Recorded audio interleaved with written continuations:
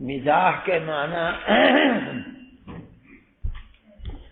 اردو میں مذاق کرنے کے ہیں. نبی کریم علیہ الصلوۃ والسلام مذاق فرماتے ہیں.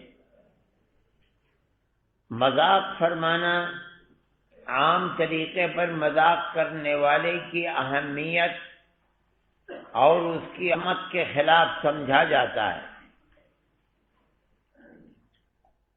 لیکن نبی کریم علیہ الصلوۃ والسلام مذاق فرماتے ہیں تو سائل سوال کرتا ہے انک تمازحون، یا رسول اللہ آپ بھی مذاق کرتے ہیں ہمارے ساتھ؟ آپ کی عظمت، بلندی، آپ کی نبوت اور رسالت، آپ ساری امت کے سردار ہیں، تمام انبیاء اور رسول سے بلند و برتر ہیں، اللہ کے سب سے بڑے محبوب ہیں، اور پھر بھی آپ مذاق. تو فرماتے ہیں کہ مذاق کرنے میں جو قباحت ہے وہ قباحت میرے مذاق میں نہیں ہے. وہ کیا ہے کہ آدمی مذاق کرتا ہے، جھوٹ بولتا ہے. میں مذاق کرتا ہوں، کبھی جھوٹ نہیں بولتا. ایک آپ کے مذاق کے اندر اس کے علاوہ بھی کچھ اسباب ہوتے ہیں جو اپنے اندر قباحت رکھتے ہیں، وہ بھی نہیں ہوتے. مثال کے طریقے پر کثرت مزاح، جس کی بنیاد پر آدمی لوگوں کو بیٹھا ہوا ہنساتا رہتا ہے. ایسے بھی لوگ دیکھے ہیں کہ جو خود نہیں ہنستے مگر مجلس میں بیٹھے ہیں تو مجلس قہقہار بنی ہوئی ہے، جو بات زبان سے نکلتی ہے ایسی نکلتی ہے. ہمارے اکابر کے زمانے میں بھی دیوبند کے ایک صاحب میں نے دیکھا ہے، ان کو صوفی محمود، یعنی جامع مسجد کے قریب ان کا مکان تھا. دبلے پتلے آدمی تھے. حضرت گنگوہی، حضرت تھانوی، حضرت مدنی رحمہم اللہ سب کی مجلس کے اندر حاضر باش تھے، اور جہاں پہنچ جاتے تھے مجلس کو قہقہار، اور اپنے منہ پر تبسم بھی نہیں آتا تھا اس شخص کے، اور ہر شخص ہنستا رہتا تھا. ہر چیز جو زبان سے نکلتی تھی ایسی نکلتی تھی. بالکل دبلے پتلے، دانت ہے نہیں، یہ بالکل کلے اندر، لیکن وہ آدمی اس قدر ذہین تھا اور اس طرح باتیں کرتا تھا کہ اب کمال ہوتا ہے بعض لوگوں کے اندر. یہ جو ہر وقت کا مذاق ہے اور ہر وقت کا ضحک ہے، یہ بھی شان نبوت کے خلاف ہے. آپ کی تو تعلیم ہے لا تکثر الضحک فإن کثرة الضحک تمیت القلب. تو اس مذاق کی کیسے آپ تصویر کر سکتے ہیں جو کثرت ضحک کا سبب بنے؟ اس کا مطلب ہے کہ مذاق کیا جا سکتا ہے. سب سے پہلی چیز تو یہ ہے کہ کذب نہ ہو. دوسری چیز یہ ہے کہ کثرت نہ ہو. کبھی کبھی تفریح طبع کے لیے مجلس کے اندر حالات آثار خوشی کے نہیں ہیں بلکہ غمگینی کی مجلس ہے، اس کے اندر کوئی ایسا چٹکلا جس سے لوگوں کا ماحول بدل جائے، لا بأس بھی. دو چیزیں. تیسرا ایک سبب مذاق کر کے کسی کے لیے باعث اذیت بننا. ایسا مذاق جو کسی ایک ہی انسان کے لیے اذیت کا سبب بن جائے، یہ درست نہیں ہے. نبی کریم علیہ الصلوۃ والسلام کا مذاق کرنا ان تینوں اسباب سے خالی ہوتا تھا. ایسے مذاق کے اندر کوئی پریشانی نہیں ہے. اب جو آپ کے مذاق کی مثالیں دی جا رہی ہیں وہ بھی اسی طریقے کی ہیں. آپ فرماتے ہیں یا ابا عمیر ما فعل النغیر یا ما فعل النغیر، کیا کیا نغری نے، نغری کہتے ہیں بلبل کو، یا کیا ہوا بلبل.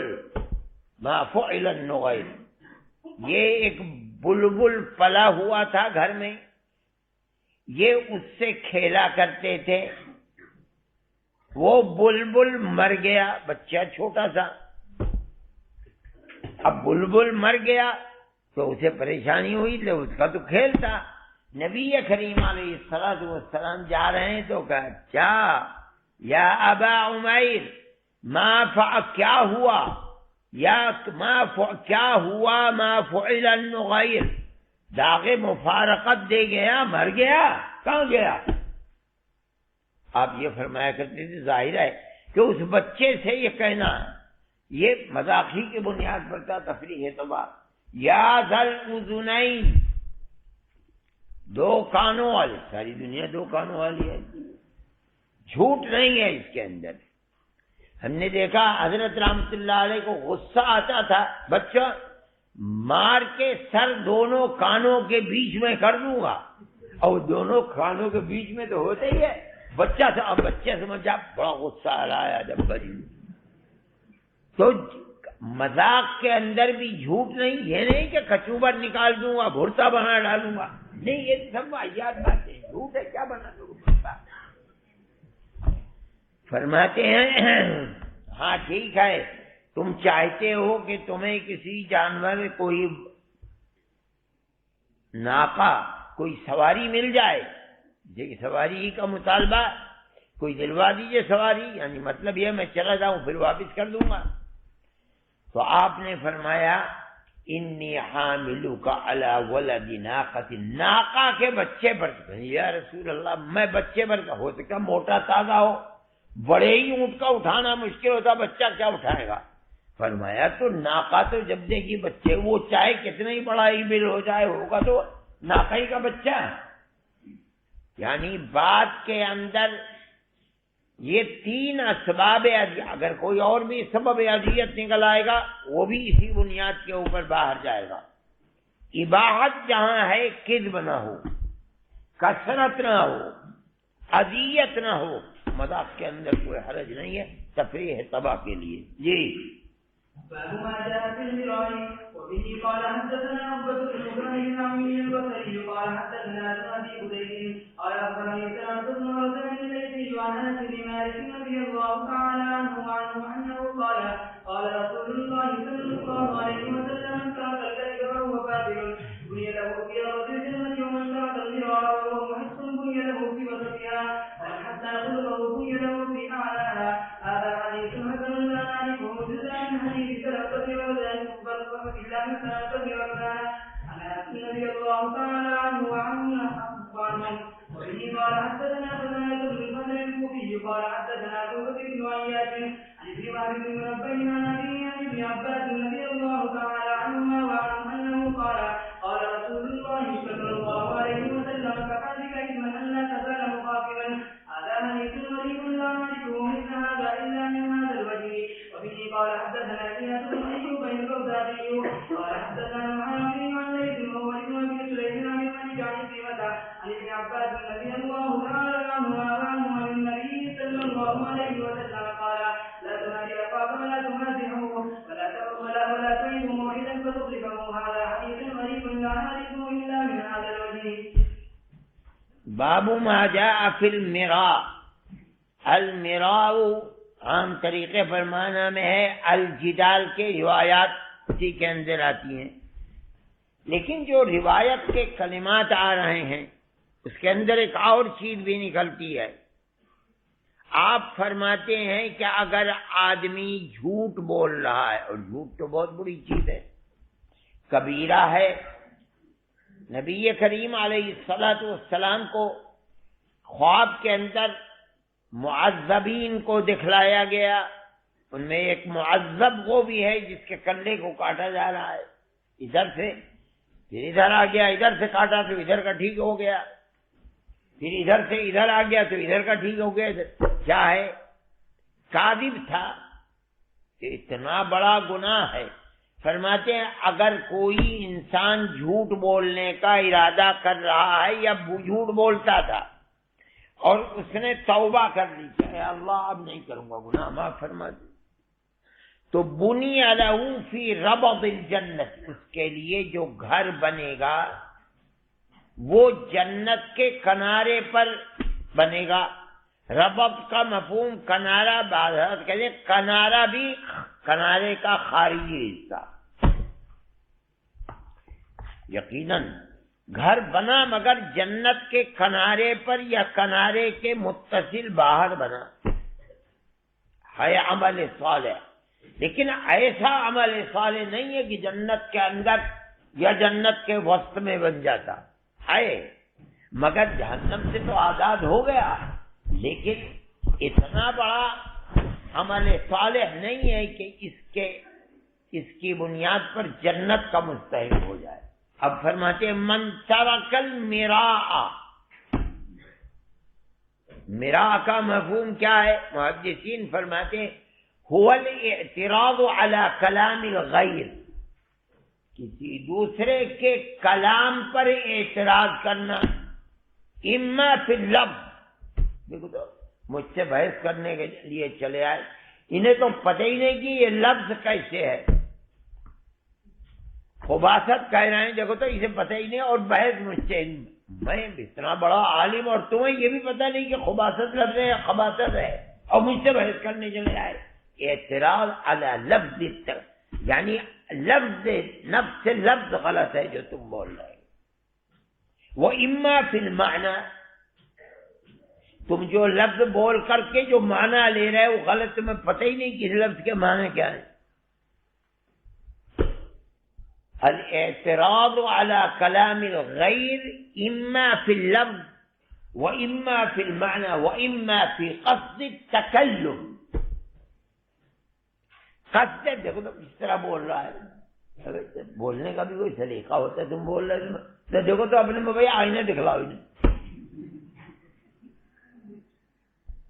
اس اعتراض کے اندر آدمی کا تکبر ہے، معترض متکبر ہے، یہ نہیں سمجھتا کہ یہ میرے سامنے کھڑا ہو جائے، میرا مرتبہ اس سے بلند ہے، یعنی جو تکبر کی تعریف ہے غمس الناس یا غمس الناس، دونوں لفظ، آدمی کو اپنے سے چھوٹا اور حقیر سمجھنا، یہ پایا جا رہا ہے۔ وہاں ترک کذب پایا جا رہا تھا، جھوٹ کا ترک، اور یہاں ترک تکبر ہے مراء کو چھوڑنے میں۔ اب ترک کذب بڑا گناہ نہیں ہے جس کو چھوڑا ہے، کذب اتنا بڑا مراء کے اندر چونکہ تکبر ہے اور اس نے تکبر کو چھوڑ دیا ہے، یہ اللہ کے یہاں زیادہ پسندیدہ ہے، لہذا جو مراء کو چھوڑے گا اس کو وقت جنت کے اندر گھر ملے گا، اس لیے اس نے جو گناہ چھوڑا ہے وہ گناہ اللہ کے یہاں بڑا مبغوض گناہ ہے۔ اس کے برخلاف جس نے کذب کو چھوڑا تھا یقیناً گناہ کو چھوڑا، مگر وہ گناہ اتنا بڑا گناہ نہیں ہے، اس لیے وہ فی رمض الجنہ بنے گا۔ یہ مفہوم ہے روایت کا، حدیث کا، کہ آدمی جس گناہ کو ترک کر، جتنا بڑا گناہ ہے ویسے ہی اس کا اجر کا تحقق ہوگا، جس طرح اس گناہ کے کرنے کے اوپر سزا ہوگی اسی طرح اس کے ترک کے اوپر جزا بھی بلند ہوگی۔ کذب اور مراء، چونکہ کذب کے اندر تکبر نہیں ہے، مراء میں تکبر ہے، اس لیے کہ یہ نام ہی ہے اعتراض علی کلام الغیر، اما فی اللفظ و اما فی المعنی و اما فی قصد التکلم۔ مطلب کیا ہے؟ یہ دیکھ کے متکلم جو کلام کر رہا ہے آیا ما فی الضمیر کو سمجھا یا نہیں سمجھا، اگر سمجھ گیا اتفاق کر، غلط بول رہا ہے صحیح بول رہا ہے یہ تیرا کام نہیں، ٹھیک ہے، اگر تیرا شاگرد ہے تو اس کی اصلاح کر دے، لیکن تیرا کوئی تعلق نہیں ہے، وہ آدمی بول رہا ہے، وہ جو کہہ رہا ہے سمجھا، اس کا مفہوم کیا ہے سمجھ گیا، چھوڑ دے۔ اب اگر تو اس کو جتانا چاہے، اس کا مطلب ہے اپنے علمی ترفع کو اس کے سامنے بھی، تو مجھ سے بول کر بات کرنے کے لیے کہا، تیرا یہ مقام تعلق، یہ تو لفظ بھی نہیں معلوم کہ لفظ ہے کیسے۔ یہاں تکبر ہے، اور تکبر عند اللہ اتنا بڑا گناہ ہے، حرم اللہ الجنت علی من کان فی قلبہ مثقال ذرۃ من کبر، ایک رائی کے دانے کے برابر بھی اگر تکبر جنت کو حرام کر دیا، یہ اس تکبر کو چھوڑ رہا ہے، لیکن مراء کے اندر تکبر پایا جاتا ہے، لہذا عند اللہ اس کو کو اس سے فائدہ پہنچے گا، بہت زیادہ اونچا مقام اس کو ملے گا۔ کذب بھی ناپسندیدہ ہے، لیکن جس طرح اعمال صالحہ میں تفاوت ہے، اسی طریقے سے اعمال غیر صالحہ کے اندر بھی عند اللہ تفاوت ہے۔ کذب میں اور تکبر کے اندر بڑا تفاوت ہے۔ کذب کا وہ مقام نہیں ہے جو تکبر کا ہے، لہٰذا تکبر کے چھوڑنے کے اوپر جزا زیادہ بلند ہوگی بمقابلہ۔ اسی کو بچانے کے لیے ان دونوں کو ایک دوسرے کے ساتھ موازنے کے طریقے پر پیش کیا گیا۔ جی باب ما جاء في المدارات وبه قال حدثنا ابن ابي عمر قال حدثنا سفيان بن عيينة عن محمود بن المنكدر عن عروة بن الزبير عن عائشة رضي الله تعالى عنها وعنه انها قالت استأذن رجل على رسول الله صلى الله عليه وسلم۔ ایک تیسری چیز روایت کے اندر آئی ہے، ایک تو کذب اس کے چھوڑنے پر جنت کے کنارے پر، دوسرے میرا فرماتے ہیں اس کے چھوڑنے پر وسط جنت میں، اور ایک اور چیز ہے وَمَنْ حَسَّنَ خُلُقَهُ بُنِيَ لَهُ فِي أَعْلَى الْجَنَّةِ، اونچے سے اونچا جو مقام ہے جہاں امت کے لیے مقام بن سکتا ہے۔ یہ مطلب نہیں ہے کہ انبیاء اور رسول سے بھی اونچا ہے، امت کے لیے جو اعلیٰ سے اعلیٰ مقام ہے۔ جس شخص نے اپنے اخلاق کو بہتر کر لیا تو بنیاد کیوں؟ اس لیے کہ اخلاق کی بہتری کا مطلب اس کے اندر سارا دین اور ساری دنیا اس کے اندر آ گئی، جس کا مطلب ہے کہ غیر کے ساتھ اس کے ہر حق کو ادا کرنا، اس کی اذیت سے اپنے آپ کو بچانا، وہ غیر چاہے اللہ ہو چاہے عبداللہ ہو، اللہ کے حقوق کی ادائیگی، اس کی نافرمانی نہ کرنا، عباد اللہ کے حقوق کی ادائیگی، ان کو تکلیف نہ پہنچانا، یہ حسن خلق ہے، اس کے اندر سارا دین اور دنیا۔ اس لیے جس نے اس کو اپنایا اعلی الجنہ۔ یہ تیسری چیز ہے، گویا کہ تین کا توازن ہے، پہلی دونوں چیزوں کے اندر قباحت ہے، اور یہاں سوء خلق ہے، اس کے اندر بھی انتہائی قباحت ہے۔ کوئی سوء خلق کو چھوڑا حسن اخلاق کو لیتا ہے، سبحان اللہ، تو بہت بڑی چیز ہے۔ جس کو اللہ نے یہ دولت نصیب فرما دی ہے، وہ انسان کل قیامت کے دن نبی کریم علیہ الصلوۃ والسلام سب سے زیادہ قریب رہے گا۔ جی وبه قال حدثنا ابن ابي عمر قال حدثنا سفيان بن عيينة عن محمود بن المنكدر عن عروة بن الزبير عن عائشة رضي الله تعالى عنها انها قالت استأذن رجل على رسول الله صلى الله عليه وسلم وانا عنده فقال بئس ابن العشيرة او ابو العشيرة ثم أذن له فألان له القول فلما او قال ہے شک کے راوی ہے، أو قال أبو العشيرة ثم أذن له فألان له القول فلما خرج قلت له يا رسول الله قلت له ما قلت ثم أذنت له القول قال يا عائشة إن من شر الناس من تركه الناس وودعه الناس او قال ودعه الناس باستطاعة وجهه هذا حديث حسن صحيح۔ یعنی آپ نے آتے ہوئے دیکھ کر اس آدمی کو فرمایا بئس اخو العشیرتی، یا آپ نے فرمایا بئس ابن العشیرتی، جو لوگ آپس میں رہتے ہیں، خاندان ہے، قبیلہ ہے، اس کا بدترین انسان ہے۔ اب آپ کا یہ فرمانا دور سے یہ دلالت کرتا ہے کہ نبی کریم علیہ الصلوۃ والسلام کے پاس جب یہ شخص آئے گا تو آپ اس سے اسی کے مطابق کلام بھی فرمائیں گے، معاملہ بھی آپ کا ایسا ہی ہوگا جو کسی برے آدمی کے ساتھ ہوتا ہے۔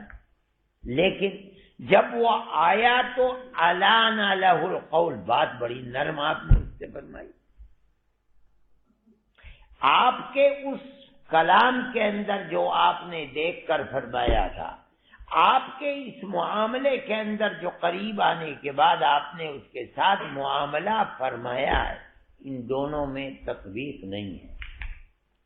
حضرت عائشہ صدیقہ رضی اللہ تعالی عنہ اسی بارے کے اندر سوال فرماتی، یا رسول اللہ قلت لہما، جو آپ نے فرمایا وہ تو ہمارے سامنے، جب وہ آیا تو علنت لہ القول، آپ نے اس کے ساتھ بات کرنے میں بڑی نرمی فرمائی، بیٹھو بھائی بیٹھو، بولو کیا ہے، بڑا اچھا کیا، بار بار اہلاً و سہلاً جو عرب کا طریقہ ہے آپ نے کی بات کی۔ اب نبی کریم علیہ الصلوۃ والسلام فرماتے ہیں، آپ فرماتے ہیں یا عائشہ ان من شر الناس من ترکہ الناس اتقاء فحشہ، جس کو لوگ اتقاء لفحشہ چھوڑ دیں، بھائی اس کے پاس مت جاؤ، نہیں کیونکہ آدمی ابھی سنائے گا، بعض آدمی کا مزاج ہوتا ہے اگر مسجد میں بیٹھ جو جاتا ہے بڑے میاں اسی کو لے لیتے ہیں کہ آدمی پہلے جھانک کے دیکھتا ہے کہ بڑے میاں ہیں تو نہیں، اگر ہیں تو بھائی چلو دوسری مسجد میں چلو،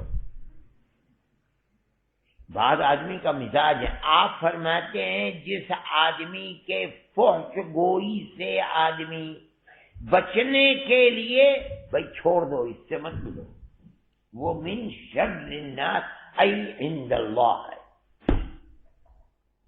یہ جو آپ فرما رہے ہیں یہ دونوں کی دلیل بن سکتا ہے، وہ جو میں نے اس کو کہا ہے کہ بئس ابن العشیرہ، یہ اس کی دلیل بھی بن سکتا ہے، میں نے جو کہا صحیح اس لیے کہ کوئی اس کے پاس جانے سے پورے خاندان اور قبیلے میں گھبراتا ہے، کوئی نہیں جاتا، اس سے ملتا نہیں، کیوں؟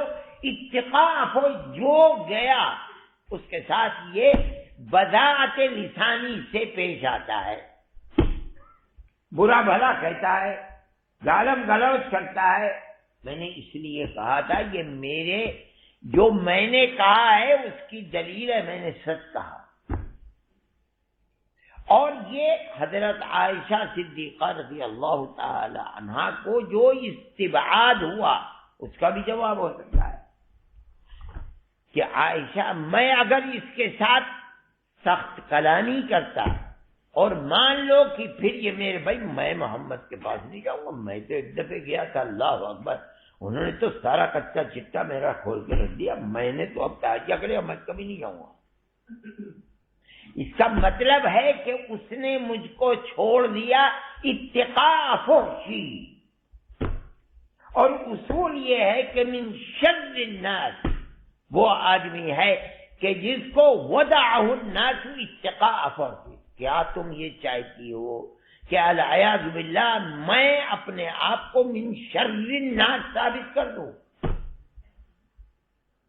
یہ کیسے ہو سکتا ہے؟ اللہ نے تو مجھ کو اپنا سب سے بڑا محبوب بنایا ہے، مجھ کو ان صفات کا فطرتاً حامل بنایا ہے جو حسن اخلاق ہے۔ نبوت سے پہلے جن کو حضرت خدیجہ رضی اللہ تعالی عنہ نے فرمایا انک لتصل الرحم وتحمل الكل وتكسب المعدوم وتعين على نوائب الحق وتصدق الحديث وتؤدي الامانه، یہ کیسے؟ کیا مطلب ہے؟ تمام وہ اوصاف جو حسن اخلاق کے بہتر سے بہتر اوصاف ہوتے ہیں وہ مجھ کو فطرتاً عطا کیے گئے، میں آیا ہی ہوں لأتمم مکارم الاخلاق۔ تو کیا تم یہ سمجھتی ہو کہ میں اس کے ساتھ فحش کلامی کرتا تاکہ پھر وہ مجھ سے ملنے میں تکلف کرتا کہ بھائی میں نہیں جاؤں گا، میں تو ایک دفعہ گیا تھا تو میرے ساتھ یہ معاملہ ہوا، میں مصداق گویا کہ بن جاؤں اتقاء فحشی، آدمی مجھ سے ملنا چھوڑے، یہ کلام آپ کا اس کا بھی جواب ہو سکتا ہے۔ بہرحال لوگ یہ سمجھتے ہیں کہ ایسا کرنا نفاق ہے، یہ جہالت ہے، باوجود آپ نے فرمایا حضرت عائشہ صدیقہ رضی اللہ تعالی عنہ سے، کیا مطلب ہے؟ تم اپنے آپ کو اس آدمی سے بچاؤ، کیوں؟ انہ من شر الناس، کبھی بھی ایسا نہ ہونا چاہیے۔ اور خود آپ نے معاملہ یہ ان کو تو بتا دیا، اگر کسی آدمی کو آدمی یہ بتائے کہ دیکھو اس کے شر سے اپنے آپ کو بچانا اس کی یہ عادت ہے، خراب عادت ہے، تم اس کے ساتھ اگر بیٹھے یا تمہارا کبھی واسطہ پڑا تو اس کا خطرہ ہے کہ تم بھی اس کا شکار بن جاؤ یا اس کی طبیعت سے متاثر ہو جاؤ، اس لیے اپنے آپ کو بچاؤ۔ پھر اس کے بعد آپ نے اپنے آپ کو یہ قول کی نرمی کو پیش کر کے ثابت کیا کہ آپ حسن اخلاق کا بہترین مظہر ہے، اور کسی آدمی سے فحش کلامی ہرگز نہ کرنی چاہیے، وہ انسان عند اللہ برا آدمی ہے کہ اتقاء فحشی لوگ اس سے ملنا جلنا چھوڑ دیں۔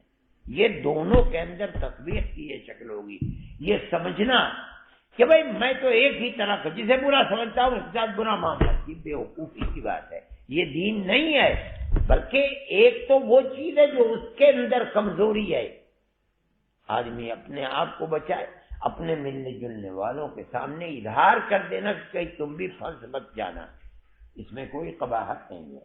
اس کے ساتھ حسن معاملہ کرنا، یہ اپنے آپ کو ان اوصاف حمیدہ سے متصف بنانا ہے یا اظہار کرنا ہے کہ جو عند اللہ پسندیدگی کی چیز ہے۔ جی باب ما جاء في الاقتصاد في الحب والبغض وبه قال حدثنا ابو نعيم قال حدثنا سعيد بن عمرو الكلبي قال عن حماد بن سلمة عن ايوب عن محمد بن سيرين عن ابي هريره رضي الله تعالى عنه رواه رفعه قال ان حبيبك حسما اتى ان يكون ببيتك يوما وهو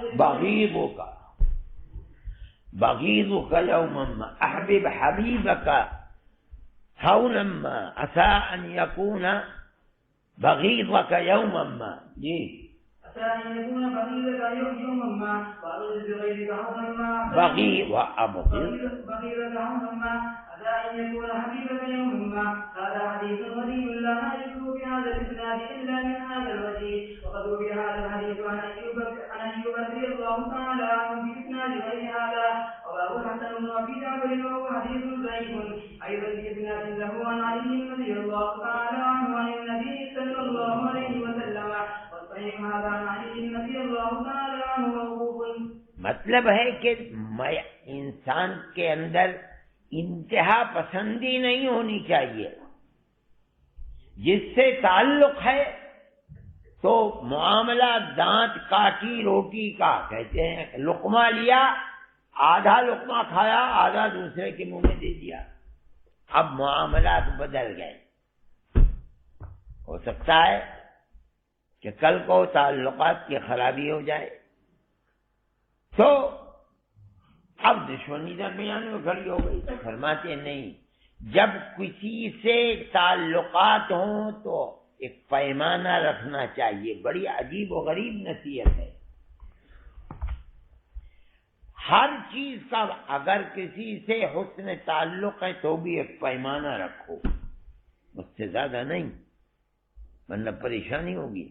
اگر کسی سے ترک تعلق ہے اس کا بھی پیمانہ رکھو، ایسا مت کرو کہ تم نے انتہا پسندی کو اختیار کر لیا تو تمہیں کل کو پریشانی ہوگی۔ جس سے محبت کوئی راز نہیں، ہر بات تم اس کی جانتے ہو، وہ تمہاری جانتا ہے۔ اب اگر کل کو آپس میں تعلقات خراب ہو گئے تو ہمیشہ تمہاری نظر اس کے سامنے نیچی رہے گی، اس لیے کہ وہ تمہارے عیوب سے واقف ہے۔ کہیں بھی کھڑے ہو کر کیا پگڑی باندھ کر کے آئے ہو، لگتا ہے کہ پیر روشن ضمیروں بھول گئے وہ جب میرے ساتھ کیا وہ اچھا، اب آدمی کی گردن نیچے، یہ خراب ہے یہ بات۔ اسی طرح جس سے بغض ہے، دشمنی ہے، اس کو زیادہ گالی مت دو۔ ہو سکتا ہے کہ کل تم مجبور ہو جاؤ اس کے ساتھ حسن تعلق کی، اور تعلقات خراب تھے تو تم نے کوئی چیز چھوڑی نہیں، ہمیشہ تمہاری نگاہ اس کے سامنے نیچے رہی۔ اس لیے آپ نے دونوں چیزوں کے اندر فرمایا کہ اقتصاد میانہ روی ہونی چاہیے، تعلقات کے اندر بھی، ترک تعلقات کے اندر۔ اس لیے نبی کریم علیہ الصلوۃ والسلام کی یہ نصیحت، یہ حدیث انتہائی معاملات کے اندر بڑی عجیب و غریب ہے، انسان کو ہر جگہ میانہ روی کو اختیار کرنا چاہیے۔ انتہا پسندی یہ انسان کے لیے شرمندگی کا سبب بنتی ہے۔ جی باب ما جاء في الكبر وبه قال حدثنا ابو هشام بن البيكاني وقال حدثنا ابو بكر بن معيط عن الأعمش عن ابراهيم عن علقمة عن عبد الله رضي الله تعالى عنه انه قال رسول الله صلى الله عليه وسلم لا يدخل الجنة من كان في قلبه مثقال حبة من خردل من كبر ولا يدخل النار من كان في قلبه مثقال حبة من إيمان. وفي الباب عن أبي هريرة وابن عباس وسلمة بن الأكوع وأبي سعيد رضي الله تعالى عنه هذا حديث حسن صحيح. وبه قال حدثنا محمد بن المثنى وعبد الله بن عبد الرحمن قال حدثنا يحيى بن محمد قال حدثنا شعبة عن أبي طالب عن حذيفة بن عمرو عن إبراهيم عن علقمة عن عبد الله رضي الله تعالى عنه عن النبي صلى الله عليه وسلم قال لا يدخل الجنة من كان في قلبه مثقال ذرة من كبر ولا يدخل النار من كان في قلبه مثقال ذرة من إيمان. قال فقال رجل إنه يعجبني أن يكون ثوبي حسنا ونعلي حسنا. قال إن الله يحب الجمال ولكن الكبر من بطر الحق وغمط الناس. هذا حديث حسن صحيح غريب. وبه قال حدثنا أبو كريب قال حدثنا أبو معاوية عن عبد بن راشد عن ياسر بن سلمة بن الأكوع عن أبيه رضي الله تعالى عنه وعنه أنه قال قال رسول الله صلى الله عليه وسلم لا يزال الرجل يدعو بنفسه حتى يكبر في الجبارين فيصفه ما أصابهم. هذا حديث حسن غريب. وبه قال حدثنا علي بن عيسى بن يزيد البغدادي قال حدثنا شبابة بن سفيان عن القاسم بن عباس عن نافع بن جبير بن مطعم عن أبيه رضي الله تعالى عنه وعنه أنه قال يقولون لي في يده فقد ركبت الحمار ولبست الشارة وقد هلكت الشاة وقد قال لي رسول الله صلى الله عليه وسلم من فعل هذا فليس فيه من الكبر شيء. هذا حديث حسن غريب. باب ما جاء فی الکبر بہت بری چیز ہے اللہ کے بندوں میں اپنے آپ کو دوسروں سے بڑا سمجھنا، دوسروں کو اپنے سے حقیر سمجھنا۔ ایک تو یہ تکبر ہے اور دوسری چیز ہے جحد الحق، حق کا انکار کرنا۔ اب روایت کے اندر فرماتے ہیں لا يدخل الجنت، جنت میں وہ شخص نہیں جائے گا جس کے دل کے اندر ایک رائی کے دانے کے برابر بھی کبر ہے۔ دوسری چیز، وہ شخص جہنم میں نہیں جائے گا جس کے دل کے اندر ایک رائی کے دانے کے برابر بھی ایمان ہے۔ یہ دو چیزیں ہیں جن کو لا يدخل، جنت میں نہیں جائے گا جس کے دل میں کبر ہے۔ جنت میں نہیں جائے گا کیا مطلب ہے؟ کبھی بھی نہیں جائے گا، یہ بھی مفہوم ہو سکتا ہے۔ وہ کب ہوگا؟ اس لیے کہ تکبر نام ہے جحد الحق، حق کا انکار کرنا۔ اگر یہ معنی لیے جائیں کہ جنت میں نہیں جائے گا متکبر، یہاں مفہوم ہوگا کہ الذی لا يقبل الایمان، اس لیے کہ سب سے بڑا سچائی تو ایمان ہے ذات واجب الوجود کی، اور یہ حق کا منکر ہے، ایمان کا منکر ہے، اور ایمان سے دخول جنت کے لیے بنیادی شرط ہے۔ تو یہاں تکبر سے مراد عدم قبولیت ایمان، جنت میں نہیں جائے گا۔ اور اگر یہ معنی اور اگر یہ مطلب ہے کہ جائے گا جب سزا بھگت لے گا تب جائے گا، تو اب یہاں جہد الحق سے مراد جہد الایمان نہیں ہے۔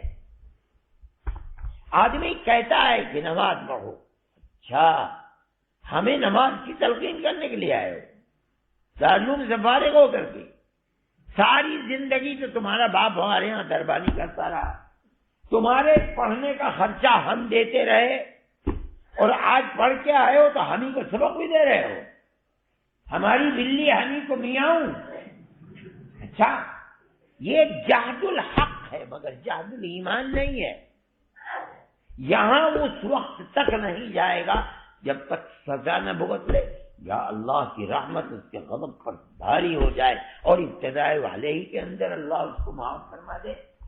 اس لیے کہ اہل سنت والجماعت کا مطلب ہے معصیت کو مستلزم جہنم نہیں ہے، ہو سکتا ہے کہ معصیت موجود ہو لیکن رحمت خداوندی سب کو معاف کر دے اور اس کے بعد جنت کا مستحق بنا دے، یہ مفہوم لیا جائے گا۔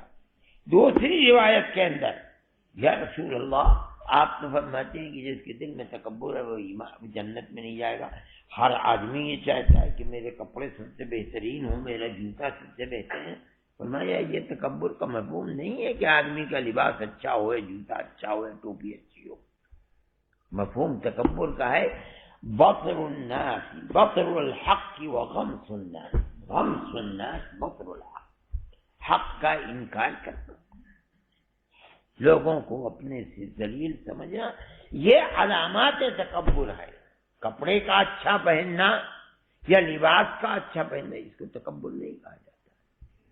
تیسری روایت کے اندر ہے، فرماتے ہیں لا يزال الرجل يذهب بنفسه، بات آجیے گا، اپنے نفس کو آگے بڑھاتا رہتا ہے، یعنی دوسروں کے مقابلے میں اپنے آپ کو بڑھاتا رہتا ہے ذہن میں میں سب سے بڑا ہوں۔ یہ يذهب بنفسه کا مطلب فرماتے ہیں ایسا کرنا یہ تکبر ہے، حتی یکتب فی الجبارین فیصیبہ ما اصابہ۔ لوگ جبیر بن مطعم فرماتے ہیں کہ لوگ مجھے کہتے ہیں میں تکبر کرتا ہوں، حالانکہ فرماتے ہیں کہ میں گدھے کی تو سواری کرتا ہوں۔ لوگ بڑی بہترین لباس پہنتے ہیں، میں تو بھائی چادر لپیٹے پھرتا ہوں، اور ضرورت ہوتی ہے خود بکری کا دودھ اپنے ہاتھ سے نکالتا ہوں۔ نبی کریم علیہ الصلوۃ والسلام سے میں نے سنا ہے، آپ فرماتے ہیں جو یہ تین کام کرتا ہے اس کے اندر تکبر نہیں ہے۔ بھلا متکبر ہو کر گدھے پر سواری کرے گا؟ وہ تو گھوڑے پر بیٹھ رہا ہے اور گردن ٹیڑھی کر کے بیٹھتا ہے۔ گدھے پر بیٹھنے والا متکبر نہیں ہو سکتا ہے۔ اسی طرح سے بکری تو معصوم جانور ہے، خود اپنے ہاتھ سے بکری کا دودھ دھونا، لباس کے اندر ایک چادر اوڑے پھرتا ہے۔ تو آپ نے فرمایا ہے کہ متکبرین کا شیوا یہ نہیں ہوتا ہے، میرا یہ شیوا نہیں ہے، میں تو متواضعین جو کرتے ہیں اس کو کرتا ہوں۔ لوگ پھر بھی مجھے کہتے ہیں، مطلب ہے کہ لوگ جو میری طرف یہ نسبت کرتے ہیں کہ فیت تکبر، غلط نسبت ہے میری طرف، میں تکبر نہیں کرتا۔ جی باب ما جاء في حسن الخلق وبه قال حدثنا ابن ابي عمر قال حدثنا سفيان قال حدثنا ابو بن دينار عن ابن ابي مليكه عن انس بن مالك عن ابي الدرداء رضي الله تعالى عنه وعنهم ان النبي صلى الله عليه وسلم قال ما خير نفسه في ميزان المؤمن يوم القيامه من خلق حسن فان الله تعالى يغفر عنك البليه وفي الباب عن عائشه وابي هريره وانس بن اسامه بن شريك رضي الله تعالى عنهم هذا حديث حسن صحيح وبه قال حدثنا ابو كريم قال حدثنا قبيصة بن الليث عن مطرف عن عطاء عن الدرداء رضي الله عنه وعنه قال سمعت رسول الله صلى الله عليه وسلم يقول ما من شيء يكون في الميزان أثقل من حسن الخلق وإن صاحب حسن الخلق لا يدرك أجر صاحب الصوم والصلاة هذا حديث غريب من هذا الوجه۔ بلکہ یہ روایت کہتے ہیں کفا بک اسما اللہ تزال مخاطبا، کوئی ایسی چیز تو ہے نہیں، تیرے گناہ کے لیے یہ کافی ہے کہ تو ہر وقت لوگوں سے لڑائی لڑتا ہو، یعنی مطلب یہ ہے کہ لوگوں کو اذیت ہی پہنچاتا ہو۔ خصومت اور جدال ناپسندیدہ چیز ہے، اسی کے لیے کیا جو ایسا کرے گا وہ گناہ گار ہوگا۔ دوسری روایت لا تمہاری اخاک ولا تمازحه ولا تعده موعدا فتخلفه، نہ تم مرا کر، میں نے مرا کے معنی بتا دیے، فرماتے ہیں ولا تمازحه، نہ مذاق کر لو، کیا مطلب ایسا مذاق جو تین اوصاف اجازت کے ہیں وہ ان میں نہ ہو۔ ایسا مذاق مت کر جو سبب اذیت ہو، ایسا مذاق نہ کر جس میں جھوٹ ہو۔ اگر یہ چیزیں نہیں بھی کبھی کبھی کر لیا تفریح تباہ کے لیے تو لا باس بھی، اسی کو منع فرمایا جائے تمہارے۔ اور کسی سے وعدہ ایسا مت کر کے وعدہ کرے اور تیرے ذہن میں یہ بات ہے کہ پورا نہیں کروں گا۔ آدمی آیا مولانا صاحب کی چلو میرے یہاں تقریر کرنے کے لیے، مولانا صاحب کی تو باتیں گر گئی، فرمائی جاؤں گا جب پہلے میرا پیسہ مجھے دے دو کرایہ کا، اور یہ سمجھ رہا ہے لے کے رکھ لوں گا، جاؤں گا نہیں۔ مولانا صاحب جو واعظین ہوتے ہیں ان کی یہ عادتیں بہت ہوتی ہیں، فرماتے ہیں کہ یہ مت کرو۔ یہ الگ بات ہے کہ تمہارا پورا ارادہ ہے کہ تم جاؤ گے، لیکن عرفت ربی بفتح العزائم، کوئی ایسا سبب پیدا ہو گیا کہ جانا ممکن نہیں رہتا، طبیعت خراب ہو گئی، گھر میں کسی کی طبیعت خراب ہو گئی، مان لیجئے گیا آدمی جہاز چھوٹ گیا نہیں پہنچ سکا، ایسا ہوتا رہتا ہے۔ مجھے میسور جانا تھا، میں بمبئی ایئرپورٹ کے اوپر پہنچا، ایک کتاب میرے ہاتھ میں تھی، نیا موضوع تھا، میں بیٹھ کے کتاب دیکھنے لگا، جہاز آیا بھی، لوگ بیٹھے ہوئی، اڑ گیا، مجھے پتہ ہی نہیں چلا۔ ارے بھائی آئے نا، وہ تو آیا تو چلا گیا جہاز، لا حول ولا قوت الا باللہ۔ اچھا بھائی، اور جیب میں پیسے بھی نہیں، لیکن ٹکٹ موجود تھا تو پیسے اتنے کہاں دیتے۔ پھر میں نے دلی فون کیا، میں نے کہا بھائی جہاز میرا چھوٹ گیا، دوسرا جہاز، جو انہوں نے ٹکٹ دوسرے آدمی کو کہا وہ ٹکٹ لے کر کے، نہیں ٹکٹ نہیں، اس کے اوپر آ گیا ٹکٹ، خیر میں نے وہ ٹکٹ جا کر کے لیا، پھر میں بیٹھ گیا۔ دیکھیے عجیب، میری زندگی میں پھر وہ جہاز چھوٹ گیا، اور میں الہ العالمین شرم کے مارے پریشان، میں اللہ کیا کروں، اور بہت بڑا جلسہ تھا میسور میں۔ تیسری مرتبہ اب یہ کہتے ہوئے بھی شرم آئے کہ دوسرا جہاز بھی چھوٹ گیا، مگر کیا کیا جائے، بھائی اور دو ٹکٹ بھیجو۔ میں جا کے دروازے میں بیٹھ گیا، میں نے کہا بھائی اب کہیں ایسا نہ ہو کہ یہ پھر چھوٹ جائے۔ اللہ اللہ کر کے مجھے جہاں 8 بجے پہنچا، میں رات میں 12 بجے پہنچا، اور لوگ تھے کہ منتظر تھے۔ یہ ہو جاتا ہے کبھی کبھی، آدمی کی نیت اپنی جگہ پر صحیح ہے، لیکن حوادث سے پیش آ جاتے۔ یہ نہیں ہے، یہاں تخلف عن الوعدہ آدمی کا اپنا عمل یا نیت کی خرابی کی وجہ سے نہیں ہے، لیکن وعدہ جب کرے آدمی تو اسی نیت سے کرے کہ مجھے ایفاء وعد کرنا ہے۔ اگر غلطی سے ہو جائے تو کوئی بات نہیں۔ یہ کہتے ہیں کہ نبی کریم علیہ السلام کے تو ہاتھوں کو بوسہ لیا ہے، لیکن یہ کہا تھا کہ بوسہ دینا ضروری۔ میں نے کہا تھا حضرت علی کرم اللہ وجہہ کا قول میں نے پیش کیا تھا کہ آپ یہ فرماتے ہیں کہ یا تو اپنے اولاد کے ہاتھ کو بوسہ دینا درست ہے، یا اپنی بیوی کے ہاتھ کو بوسہ دینا یہ درست ہے، شہوتاً وہاں محبت ہے۔ عام آدمی کو اس سے یہ وہی چیز ہے کہ جو آدمی یہ سمجھتا ہے کہ لوگ اس کے لیے کھڑے ہوں، اپنا جہنم میں ٹھکانہ بناتا ہے، یعنی ایسی صورتحال جو سبب بن جائے تکبر کا، کیونکہ وہ سبب بن رہا ہے عمل قبیح کا، اس سے گریز کیا جائے گا۔ یہ بھی وہی چیز ہے، جناب رسول اللہ صلی اللہ علیہ وسلم ان چیزوں سے آپ کی زندگی بلند و برتر تھی، آپ کے ساتھ ایسا عمل کیا گیا، ٹھیک ہے۔ آج کل کے پیروں کے ساتھ ایسا عمل، اللہ اکبر، کوئی ہاتھ کو بوسہ دینے لگی تو آدمی تو گدھے کی طرح پھولتا ہے، میں اسرائیل اللہ میرے ہاتھ کو بوسہ دیا، میں ایسا ہو گیا۔ یہ اپنے اندر جو طریقے کی تعلق کو پیدا کرنے والی چیزیں یہ بہت خراب ہے، آدمی کو گریز کرنا چاہیے۔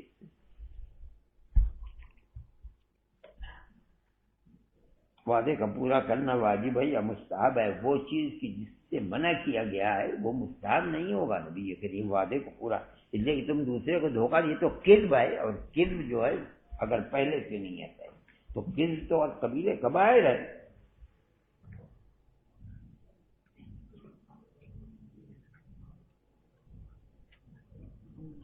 وہ جلد اول انشاءاللہ میں 1 مہینے کے اندر لے آؤں گا، جس میں کتاب الطہارت ہے ترمذی کی، جہاں جہاں ترمذی کی کوئی شرح نہیں ہے مکمل، علاوہ تحفۃ الاحوذی کے، اور وہ غیر مقلد ہے۔ مشہور یہ ہے کہ جو آدمی ترمذی کی شرح کا کام شروع کرتا ہے وہ قبل تمامیتہ اللہ کو مقبول ہو جاتا ہے۔ اس لیے آج تک کوئی ایسی شرح جس کو مکمل وہ مبارک پوری کی شرح، اس لیے ہر آدمی اس سے استفادہ کرتا ہے، اور وہ کسی جگہ بھی مذہب حنفی کو چھوڑتے نہیں ہیں جہاں وہ نقد نہ کرے، شاید و باید کچھ جگہ ایسی نہیں۔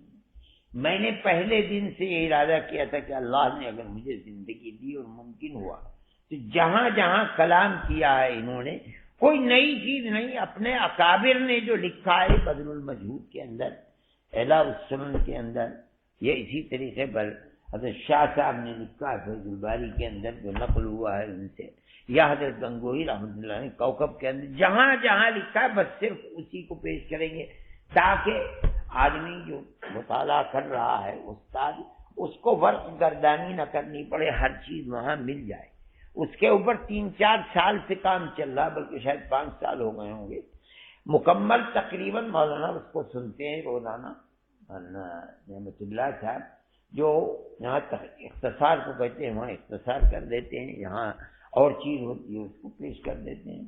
تو میں اس کو صرف کتاب الطہارت 2 جلدوں کے اندر تقریباً 500 صفحات ہے، میں کہتا ہوں 2 جلدوں کے اندر آ جائے، انہی ابواب کو جہاں کلام ہوا ہے اس کا نام کیا رکھا جائے ابھی تک یہ طے نہیں ہوا ہے، وہ ہو جائے گی تو آ جائے گی انشاءاللہ۔ میری بہن ہسپتال میں داخل ہے، کئی دعا کرو بیماروں کے لیے اللہ شفا عطا فرمائے۔